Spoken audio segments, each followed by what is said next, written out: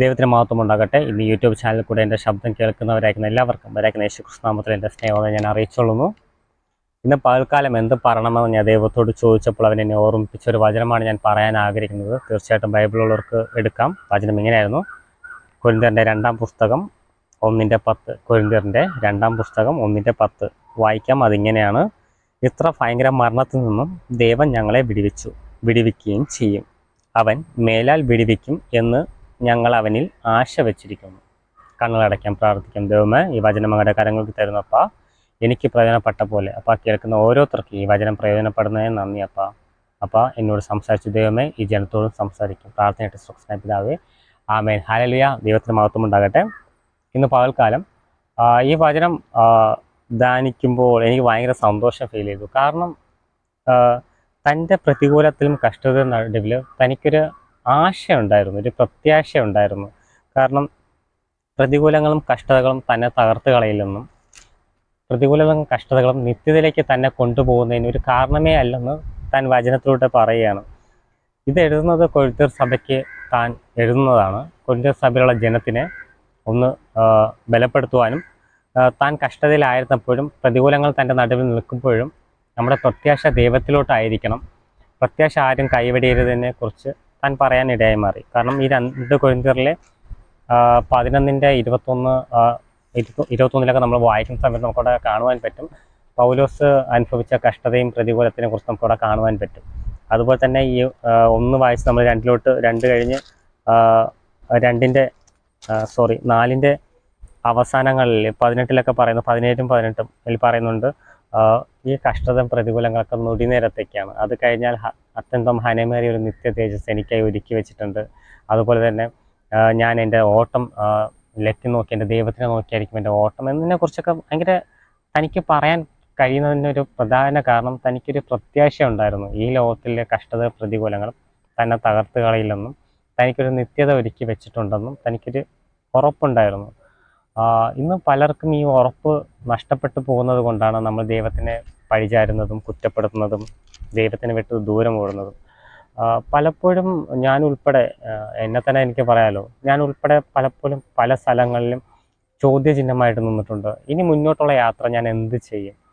ഇനി എനിക്ക് മുന്നോട്ട് യാത്ര ചെയ്യുവാൻ പറ്റുമോ? പ്രതികൂലം എൻ്റെ മുമ്പിൽ നിൽക്കുന്നുണ്ടല്ലോ, ഈ പ്രതികൂലത്തിൽ ഞാൻ വീണു പോകുമല്ലോ. കഷ്ടത പ്രതികൂലം കാണുമ്പോൾ ഞാൻ പേടിക്കാറുണ്ട്. എല്ലാ സ്ഥലങ്ങളിലും ദൈവം എന്നെ പഠിപ്പിക്കുന്ന ഒരു കാര്യമാണ്. ചില ദിവസങ്ങൾക്ക് മുമ്പ് എൻ്റെ മുമ്പിൽ വന്നൊരു പ്രതികൂലത്തിൽ ഞാൻ ദൈവത്തിൻ്റെ അടുത്ത് പോയപ്പോൾ അവൻ എന്നെ പഠിപ്പിച്ചൊരു കാര്യം ഇത്ര മാത്രമാണ്: ഒന്ന് പുറകോട്ട് തിരിഞ്ഞു നോക്ക്, ഇത്ര ദൂരം നിന്നെ ഞാൻ കൊണ്ടുവന്നില്ലേ, അപ്പോൾ ഇനിയും കൊണ്ടുവരാൻ ഞാൻ ശക്തനല്ലേ. ആമേൻ. ഈ ഒരു പ്രത്യാശ നമുക്ക് നഷ്ടപ്പെട്ടു. കാരണം നമ്മളൊന്ന് തിരിഞ്ഞു നോക്കിയാൽ മതി, നമ്മൾ വന്ന വഴികൾ ഒന്ന് നോക്കിയാൽ മതി, പല പ്രതികൂലങ്ങളിലും പല കഷ്ടതയിലും പലർക്കും ലഭിക്കാത്ത പല നന്മകളും ദൈവം തന്ന് നമ്മൾ ഇത്ര ദൂരം ദൈവം കൊണ്ടുവന്നില്ലേ. അപ്പോൾ ഇനിയും ആ ഒരു ലക്ഷ്യസ്ഥാനത്ത് നമ്മളെ ദൈവം എത്തിക്കില്ലെന്ന് നിങ്ങൾക്ക് സംശയമുണ്ടോ? തീർച്ചയായിട്ടും ദൈവം പറയുന്നുണ്ട്, ആമേൻ, അവൻ നിനക്കും എനിക്കും വാഗ്ദത്തം ചെയ്തിട്ടുണ്ട്, നിത്യതയിലേക്ക് കൊണ്ടുപോകുന്ന വാഗ്ദത്തം ചെയ്തിട്ടുണ്ട്. തീർച്ചയായിട്ടും നീ ഉറപ്പായിട്ടും വിശ്വസിക്കുന്ന ഒരു വ്യക്തി അവൻ നിത്യതയിലേക്ക് കൊണ്ടുപോകും.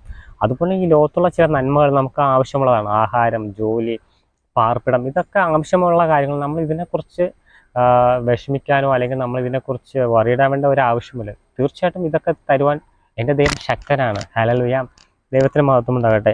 വചനം ഇങ്ങനെ പറയുന്നുണ്ട്, പൗലോസ് പറയുന്നുണ്ട്, താൻ കഷ്ടതയിലായിരിക്കുമ്പോഴും പ്രതികൂലത്തിൻ്റെ നടുവിലായിരിക്കുമ്പോഴും താൻ പറയുന്നുണ്ട്, പല കഷ്ടതയിലും അല്ലെങ്കിൽ മരണത്തിൻ്റെ പല സിറ്റുവേഷൻ എൻ്റെ ജീവിതത്തിൽ വന്നപ്പോൾ അവിടെ എല്ലാം ദൈവം എന്നെ വിടുവിച്ചു.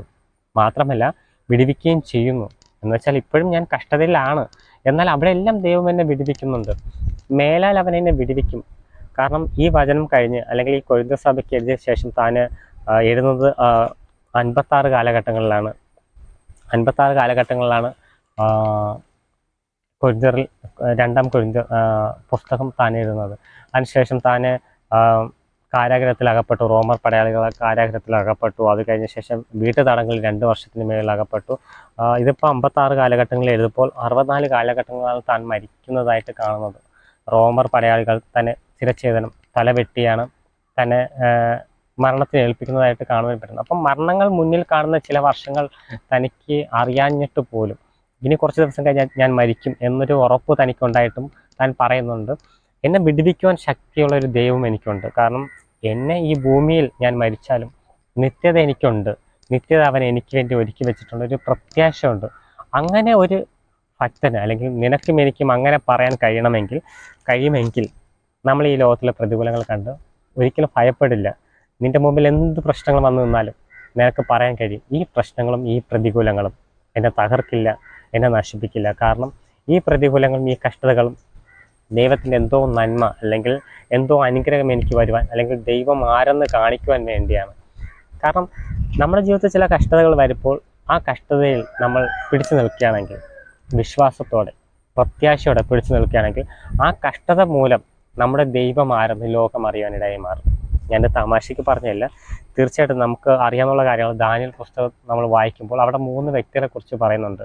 Shadrak, Meshach, Abednego. യഥാർത്ഥത്തിൽ അവരുടെ പേര് അതല്ല. ദാനിയേൽ പുസ്തകം വായിക്കുമ്പോൾ ദൈവത്തിന് വേണ്ടി നിലനിന്ന 3 പേരാണ്. അവിടെ 1:6 അവരുടെ യഥാർത്ഥ പേരുകളെ കുറിച്ച് അവിടെ പറയുന്നുണ്ട്. അവിടെ പേരിങ്ങനെയാണ്. ദാനിയേൽ പുസ്തകം നിങ്ങൾക്കുള്ളവർക്ക് എടുക്കാം. ദാനിയേൽ പുസ്തകം 1:6. അവിടെ കൂട്ടത്തിൽ ദാനിയേൽ, ഹനന്യാവ്, മീശേൽ, അസര്യാവ് എന്ന യഹൂദിയ പുത്രന്മാരുണ്ടായിരുന്നു. ഇവരെ പേരാണ് പിൽക്കാലങ്ങളിൽ ശദ്രക്, മേശക്, അബേദ്നെഗോ എന്ന പേരിൽ അറിയപ്പെടുന്നത്. കാരണം ഇവർ യഹൂദിയിലുള്ള വ്യക്തികളായിരുന്നു. ബാബിലോൺ രാജാവ് യഹൂദ രാജ്യം പിടിച്ചടക്കുന്ന സമയത്ത് ആ പട്ടണത്തിൽ നിന്നും അവരെ പിടിച്ചുകൊണ്ടുവരികയും തൻ്റെ ബാബേൽ രാജ്യത്ത് കൊണ്ടുവരികയും അവിടെ കൊണ്ടുവന്നു കഴിഞ്ഞ ശേഷം അവരുടെ പേരുകൾ മാറ്റുന്നതായി കാണപ്പെടുന്നുണ്ട്. കാരണം അവിടെ യഥാർത്ഥ പേരുകൾ ഹനന്യാവ്, മീശേൽ, അസര്യാവ് എന്നാണ് അവിടെ യഥാർത്ഥ പേര് അറിയപ്പെട്ടിരുന്നത്. ആ പേരുകൾക്കൊരു പ്രത്യേകത ഉണ്ടായിരുന്നു. കാരണം അവർ വാഴ്ത്തപ്പെട്ട സന്തതിയാണ്. ദൈവത്തിൻ്റെ മകനായിട്ടും മകളായിട്ടും ജീവിച്ച വ്യക്തികളായിരുന്നു. ദൈവത്തിൻ്റെ മക്കളായിട്ട് ജീവിച്ച ഒരു വ്യക്തിയായിരുന്നു. ഇവർ 3 പേരും ആണുങ്ങളായിരുന്നു. അപ്പോൾ ഇവർക്കൊരു പ്രത്യേകത ഉണ്ടായിരുന്നു. ഈ പേരിനൊരു പ്രത്യേകത ഉണ്ടായിരുന്നു. ഹനന്യാവിൻ എന്ന പേരിൻ്റെ അർത്ഥം കൃപയുള്ളവനെന്നും, മീശേൽ എന്ന പേരിൻ്റെ അർത്ഥം ദൈവത്തെ പോലെ, യഹോവയെ പോലെ ആരുണ്ടെന്നും, അസര്യാവ് എന്ന പേരിൻ്റെ അർത്ഥം യഹോവ സഹായിച്ചിരിക്കുന്നെന്നും. അപ്പോൾ ഈ 3 പേരുകളിലും ദൈവസാന്നിധ്യം നിറഞ്ഞ പേരുകളിൽ കാണപ്പെടുന്നുണ്ട്. കാരണം ദൈവം കൂടെയുണ്ട്, ദൈവം സഹായിക്കും, ദൈവത്തെ പോലെ ആരുണ്ട് എന്ന പേരിലായിരുന്നവരെ ബാബിലോൺ രാജാവ് അവരെ പിടിച്ചുകൊണ്ട് വരുന്ന സമയത്ത് അവരുടെ പേരുകൾ മാറ്റുന്നുണ്ട്. അവരെ പേര് മാറ്റിയിട്ടാണ് ഹനന്യാവിന് ശദ്രക് എന്നും, മീശേലിന്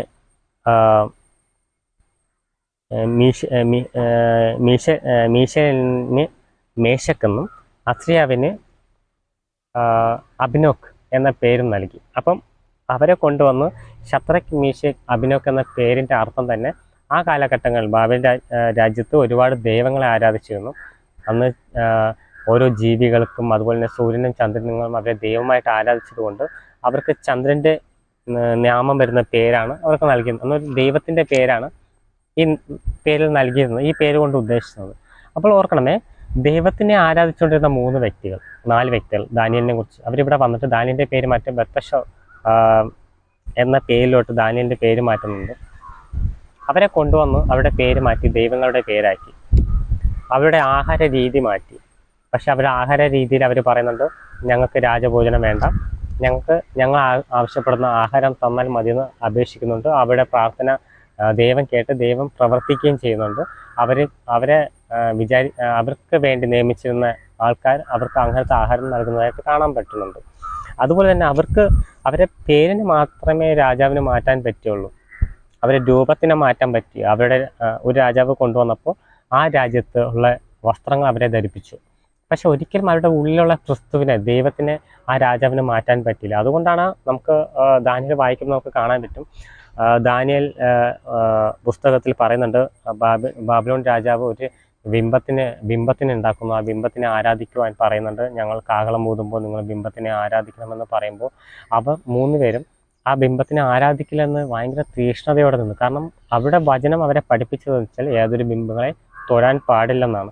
അപ്പോൾ ഉള്ളിൽ ക്രിസ്തു ഉള്ളവൻ അവൻ്റെ പ്രമാണങ്ങൾ അവൻ എവിടെ പോയാലും അവൻ പാലിക്കുന്നതായിട്ട് കാണാൻ പറ്റും. അതുപോലെ തന്നെ ഇവിടെ ഉള്ളിൽ ദൈവം ഉള്ളത് കൊണ്ട് അവർ പറയുന്നുണ്ട്, ഞങ്ങളെ ദൈവത്തിനല്ലാതെ വേറൊരു ബിംബങ്ങളെ താൻ ആരാധിക്കില്ലെന്ന് പറയുന്നുണ്ട്. നമ്മൾ വായിച്ചു നോക്കാൻ പറ്റും. നെബൂഖദ്നേസർ പറയുന്നുണ്ട്, നിങ്ങളൊരു കാര്യം ചെയ്തേക്ക്, ഇവരെ പിടിച്ചിട്ട് തീച്ചൂളയിൽ എറിയുവാൻ വേണ്ടി കൽപ്പന കൊടുക്കുന്നുണ്ട്. അവിടെ 3:25 പറയുന്നുണ്ട്. 3:25 നമ്മൾ വായിക്കുമ്പോൾ പറയുന്നുണ്ട്, അവരെ കൊണ്ട് തീച്ചൂളയിൽ എറിയുവാൻ പോയവർ വരെ. കാരണം തീച്ചൂളയുടെ ശക്തി വർദ്ധിപ്പിച്ചു.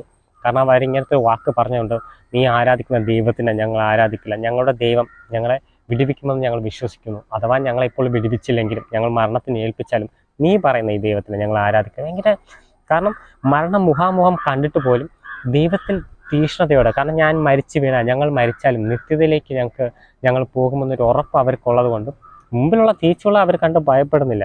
തീച്ചുളയിൽ പോയവരെ അതിന് ഇരയായി മാറി. പക്ഷെ നെബൂഖദ്നേസർ നോക്കുന്ന സമയത്ത് പറയുന്നുണ്ട്, ഞങ്ങൾ 3 പുരുഷന്മാരെയാണല്ലോ എറിഞ്ഞത്, എന്നാൽ 4ാമതൊരാൾ കെട്ടഴിഞ്ഞ് അവരെ കൂടെ നടക്കുന്നതായിട്ട് കാണുവാൻ പറ്റുന്നുണ്ടല്ലോ എന്ന് നമുക്ക് 3:25 വായിക്കുവാൻ പറ്റുന്നുണ്ട്. അപ്പോൾ ഓർക്കണമേ, അത് കണ്ട ആ രാജാവ് വരെ നിങ്ങളുടെ ദൈവത്തെ ഇനി വിശ്വസിക്കുന്നുണ്ട്, നിങ്ങളുടെ ദൈവത്തിനെ ആരാധിക്കുന്ന ഒരു പെർമിഷൻ വരെ അവർക്ക് നൽകുന്നുണ്ട്. ഇതാണ് പ്രതികൂലങ്ങളും കഷ്ടതകളും നമ്മുടെ മുമ്പിൽ നിൽക്കുമ്പോൾ നമ്മൾ ആരാധിക്കുന്ന ദൈവത്തിൻ്റെ മുറുകെ പിടിച്ചാൽ മാത്രം മതി. നിന്നിൽ കൂടെ വൻ കാര്യങ്ങൾ ചെയ്യുവാൻ ദൈവം ശക്തനാണ്. ഇവിടെ 3 പേരിൽ കൂടെ അവരുടെ ആ രാജ്യം എൻ്റെ ദൈവത്തിനെ അറിയാനിടയായി മാറി. ഞാൻ പറയാൻ ആഗ്രഹിക്കുന്നത് എത്ര മാത്രമാണ്, വിശ്വാസിയാണോ വേർതിരിക്കപ്പെട്ട വ്യക്തിയാണോ, ഇന്ന് നിൻ്റെ മുമ്പിൽ പ്രതികൂലമായിട്ട് എന്ത് തന്നെ നിൽക്കാം. ചിലപ്പോൾ അത് ജോലിയായിരിക്കാം, അത് ചിലപ്പോൾ നിൻ്റെ ഒരു യാത്രയായിരിക്കാം, അത് നിൻ്റെ കുടുംബക്കാരായിരിക്കാം, ബന്ധുക്കളായിരിക്കാം, മിത്രങ്ങളായിരിക്കാം, ആരായാലും ഇന്ന് നിൻ്റെ മുമ്പിൽ ഒരു പ്രതികൂലമായിട്ട് നിൽക്കുകയാണെങ്കിൽ ഇന്ന് അവിടെ ഒന്നും നീ തകർന്നുകൊണ്ട് ആവശ്യമില്ല. കാരണം നീ മുറുകെ പിടിച്ചിരിക്കുന്ന ദൈവത്തിൽ നിനക്ക് ഒരു ഉറപ്പുണ്ടെങ്കിൽ, ഒരു പ്രത്യാശ ഉണ്ടെങ്കിൽ, ഈ കഷ്ടതകൾ, അമ്മേൻ പൗലോസ് പറയുന്നുണ്ട്, കുറച്ച് നേരത്തേക്ക് ഈ കഷ്ടതയുള്ളൂ, ഈ കഷ്ടതകൾ നീ വീണാലും വിടുവിക്കാൻ എൻ്റെ ദൈവം ശക്തനാണോ പറയുന്നുണ്ട്. ഭയങ്കര മരണത്തിൽ നിന്നും ദൈവം ഞങ്ങളെ വിടുവിച്ചു. ഇപ്പോൾ നിൻ്റെ കഷ്ടതയെ വിടുവിക്കാൻ ദൈവം ശക്തനാണ്, വിടുവിക്കുകയും ചെയ്യും, മേലാൽ വിടുവിക്കും. അങ്ങനെ ഒന്നും സംഭവിച്ചില്ലെങ്കിലും നീ ഭയപ്പെടേണ്ട ആവശ്യമില്ല. കാരണം ചില കഷ്ടതകൾ നിന്നെ ഈ ഭൂമിയിൽ നിന്ന് നീക്കിയാലും വിശ്വസിക്കുന്ന ഒരു വ്യക്തിയാണോ, നിനക്ക് വേണ്ടി നിത്യത ദൈവം ഒരുക്കി വെച്ചിട്ടുണ്ട്.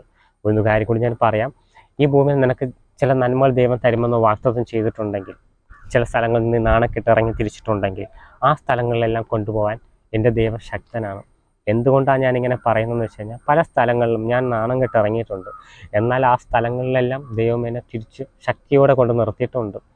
ഇപ്പോഴും ചില സ്ഥലങ്ങളിൽ ഞാൻ നാണം കെട്ട് ഇറങ്ങിയ സ്ഥലങ്ങളിലുണ്ട്. ഞാൻ വിശ്വസിക്കുന്നുണ്ട് തീർച്ചയായിട്ടും ആ സ്ഥലങ്ങളിൽ ദൈവം എന്നെ കൊണ്ട് നിർത്തുമെന്ന് ഞാൻ വിശ്വസിക്കുന്നുണ്ട്. കാരണം നീ ഒരു സ്ഥലത്തുനിന്ന് നാണം കെട്ടാണോ അല്ലെങ്കിൽ നിന്നെ ഇറക്കി വിട്ടിട്ടുണ്ടെങ്കിൽ ആ സ്ഥലത്ത് ദൈവം നിന്നെ കൊണ്ട് നിർത്തും. കാരണം ദൈവത്തിനൊരു പ്രത്യേകത ഉണ്ട്, തൻ്റെ മക്കൾ ഒരു കാര്യം ആവശ്യപ്പെട്ടാൽ, ആഗ്രഹിച്ചാൽ ആ കാര്യങ്ങൾ അവൻ സാധിച്ചു കൊടുക്കും. ഞാൻ വിശ്വസിക്കുന്നുണ്ട്. കാരണം എൻ്റെ ജീവിതം വെച്ച് തന്നെ എനിക്ക് പറയാമല്ലോ, പല സ്ഥലങ്ങളിലും പല സിറ്റുവേഷനിലും ഞാൻ നാണിച്ചിറങ്ങിയ സ്ഥലങ്ങളെല്ലാം അവൻ എന്നെ ഉയർത്തിയിട്ടുണ്ട്. ഹല്ലേലൂയ. ഇന്ന് വചനത്തിൽ കൂടെ പറയാൻ ഞാൻ ആഗ്രഹിക്കുന്നത് ഒന്ന് മാത്രമാണ്, കഷ്ടത പ്രതികൂലങ്ങൾ വരുമ്പോൾ ആമേൻ വിട്ടോടരുതേ, ദൈവത്തിന് വിട്ട് ദൂരം പോകരുത്. ആമേൻ ഈ പ്രതികൂലങ്ങളും കഷ്ടതകളും കുറച്ച് ദിവസത്തേക്കാണ്. നിനക്ക് വേണ്ടി ദൈവം ഒരു നിത്യത ഒരുക്കി വെച്ചിട്ടുണ്ട്. ആമേൻ പൗലോസിന് ഈ ലോകത്തിലെ കഷ്ടത പ്രതികൂലം കണ്ടിട്ട് താൻ ഭയപ്പെട്ടില്ല. കാരണം അവനറിയാം ഇതിനൊടുവിൽ, ഈ കഷ്ടതയുടെയും പ്രയാസത്തിൻ്റെ ഒടുവിൽ നിത്യത തനിക്ക് വേണ്ടി ഒരുക്കി വെച്ചിട്ടുണ്ട് എന്നൊരു പ്രത്യാശ അവനുണ്ടായിരുന്നു. ആമേൻ. ഇന്ന് ഈ വചനം കേൾക്കുന്ന ദൈവജനമേ, നിനക്ക് വേണ്ടി ദൈവം ഒരു നിത്യത ഒരുക്കി വെച്ചിട്ടുണ്ട്. കഷ്ടത പ്രതികൂലങ്ങൾ വരുമ്പോൾ ധൈര്യമായിട്ട് പറയാൻ കഴിയണം, ഈ കഷ്ടത പ്രതികൂലങ്ങൾ എന്നെ തകർത്ത് കളയില്ല, എനിക്ക് അവനൊരു നിത്യത ഒരുക്കി വെച്ചിട്ടുണ്ട്. ലോകത്തിലുള്ള നന്മകൾ നിനക്ക് തരും, അതിന് യാതൊരു തടസ്സവുമില്ല. ആമേൻ. നിനക്ക് ജീവിക്കുവാനുള്ളതും നിനക്ക് ഈ ഭൂമിയിൽ കഴിഞ്ഞു പോകുന്നുള്ള കാര്യങ്ങളെല്ലാം ദൈവം തരും. ഇത് മാത്രമല്ല നമുക്ക് ആവശ്യമുള്ളത്, നമ്മുടെ ശരീരത്തിന് ആഹാരം ആവശ്യമുള്ളതുപോലെ ഈ ആത്മാവിനും ആമേൻ ദൈവിക വചനങ്ങളും അതുപോലെ തന്നെ ദൈവികമായിട്ടുള്ള കാര്യങ്ങൾ ആവശ്യമാണ്. അതിന് നമ്മൾ ഒന്ന് മാത്രം ചെയ്താൽ മതി. ആമേൻ. നിങ്ങൾ ആരെയും തേടി പോകാനോ ഒരുപാട് കഷ്ടപ്പെടേണ്ട ആവശ്യമില്ല. നിങ്ങളുടെ മുമ്പിൽ ഈ ബൈബിൾ ഉണ്ടല്ലോ, ഓരോ ദിവസവും എടുത്ത് വായിച്ചാൽ മതി. നിങ്ങൾ എങ്ങനെ ജീവിക്കണം, നിങ്ങൾ എങ്ങനെ നടക്കണം, നിത്യതയിലേക്ക് എങ്ങനെ എത്തണം എന്നതിനെക്കുറിച്ച് എല്ലാം വ്യക്തമായിട്ട് പറഞ്ഞിട്ടുണ്ട്. തീർച്ചയായിട്ടും നിങ്ങളുടെ വചനം ധ്യാനിക്കുകയും ദൈവത്തിലോട്ട് സമർപ്പിക്കുകയും ചെയ്യുകയാണെങ്കിൽ നിങ്ങളുടെ ജീവിതത്തിൽ ഒരുപാട് മാറ്റങ്ങൾ ഉണ്ടാവും. അത് നിങ്ങൾ നിത്യതയിലേക്ക് കൊണ്ടെത്തിക്കുമെന്ന് ഞാൻ വിശ്വസിക്കുന്നുണ്ട്. കണ്ണുകളടയ്ക്കാൻ പ്രാർത്ഥിക്കും. ദൈവമേ, ഈ വചനം അങ്ങയുടെ കരങ്ങൾ തരുന്നു. അപ്പോൾ എനിക്ക് പ്രയോജനപ്പെട്ട പോലെ കേൾക്കുന്നവർക്കും പ്രയോജനപ്പെടുന്നതിനായി നന്ദി. അപ്പോൾ ഹല്ലേലൂയ. അപ്പോൾ ജീവിതത്തിൽ കഷ്ടത പ്രതികൂലങ്ങൾ വേദനയിലായിരിക്കുന്ന ഒരുപാട് പേരുണ്ടല്ലോ. അപ്പോൾ ജീവിതത്തിൽ ഞങ്ങൾ ഇനി മുന്നോട്ട് എന്ത് ചെയ്യും, ഞങ്ങളുടെ ജീവിതം ഇതോടെ അവസാനിച്ചു എന്ന് ചിന്തിക്കുന്നവർ ആരെങ്കിലും ഉണ്ടെങ്കിൽ അപ്പോൾ ഈ വചനം അവർക്ക് പ്രയോജനമായി മാറട്ടെ. അപ്പോൾ എനിക്ക് പ്രയോജനപ്പെട്ടതുപോലെ കേൾക്കുന്ന ഓരോരുത്തർക്കും പ്രയോജനപ്പെടുന്നതിന് നന്ദി. പ്രാർത്ഥന കേട്ട സ്വപ്ന പിതാവേ, ആമേൻ.